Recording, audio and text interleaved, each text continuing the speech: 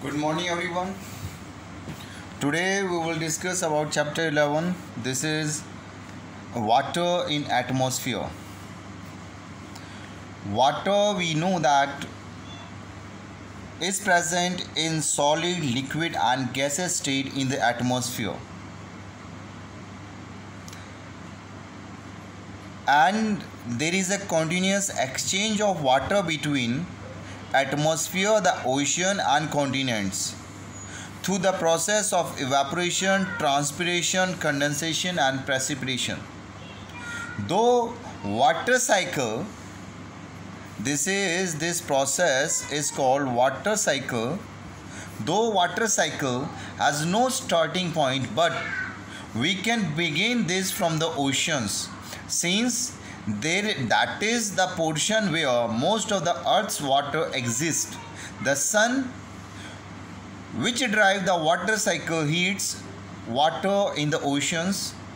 Some of it evaporate as water vapor into the air. Ice and snow can sublimate directly into the water vapor.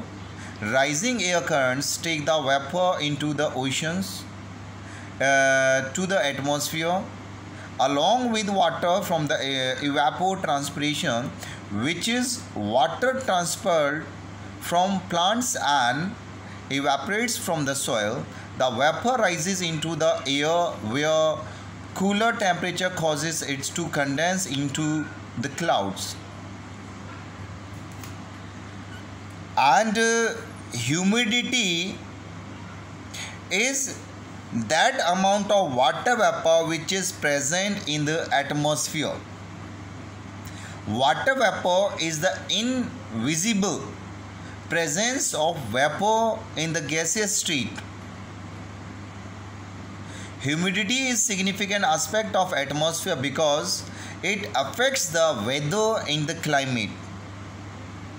Though the amount of water vapor in our atmosphere is very less, but almost for the meteorological activity, this is dew formation, cloud formation, rainfall and for other all meteorological phenomena, the presence of water vapor is utmost important. Humidity has three categories. One is absolute humidity. This is the amount of water vapor in the atmosphere at a given temperature, or you can say absolute humidity is the actual amount of water vapor present in the atmosphere. It is the weight of water vapor per unit volume of air, and the method to calculate absolute humidity is gram of water per cubic meter. Then second is relative humidity. Relative humidity is the percentage of moisture present in air to its full capacity, or you can say the relative humidity is the measure of current humidity in relation to the given temperature. Then the third types of humidity is specific humidity.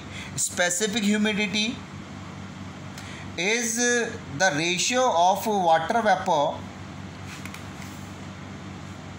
present in atmosphere to the air content on the mass basis. This is calculated gram of water vapor per kilogram of air.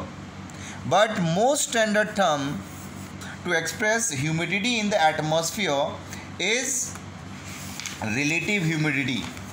Relative humidity expressed always in percentage. Right? Now, on the basis of water vapor present in atmosphere, air can be saturated or unsaturated. Saturated air is that air which contains moisture to its full capacity at a given temperature. Means The air at a given temperature is capable of holding any additional amount of moisture at that stage. The temperature at which saturation occurs is called dew points, right? On other hand, unsaturated air is that air which contain less moisture to its full capacity to hold the water vapor, right, at a given temperature. In unsaturated air, there is a possibility to absorb more vapor in air. Thank you.